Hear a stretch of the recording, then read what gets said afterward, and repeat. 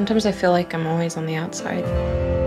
There's this invisible line that I have to cross to really be a part of everything, and I can't ever cross it.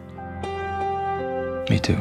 Love, Simon, the first mainstream gay teen romance movie to hit American theaters, opens this Friday, and the reviews have identified a common theme. It's like John Hughes, but woke. Based on the 2015 young adult novel Simon vs. the Homo sapiens Agenda, the film from director Greg Berlanti is set to debut to widespread acclaim.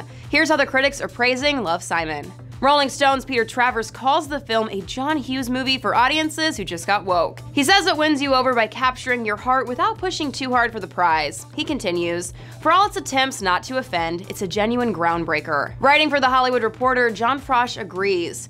While there inevitably will be grumbles from those who would have preferred a grittier portrayal of the gay adolescent experience, Love, Simon's vanilla-ness is also what makes it culturally significant and even slightly subversive. He also notes its John Hughes similarities, explaining that the film looks and sounds like so many other mainstream John Hughes nostalgic high school coms you've seen on both big and small screens, just with one difference: the hero is gay. But there's also another revolutionary aspect of the film, its portrayal of Simon's search for queer companionship, which is something David Sims highlights in his review for The Atlantic. He says, "That's the best part of the film, the dramatization of a search for community and the isolation that many gay teenagers can experience, even if they live in relatively supportive environments." Mark Jenkins of SF Gate was less dazzled by the film, which he sees as overly derivative, down to the fact that it is stuffed with pop songs, which is typical of high school movies. But Refinery 29's Ann Cohen enjoyed the movie, arguing that it manages to highlight the small ways in which even the most accepting and open-minded among us can make coming out difficult, even in 2018.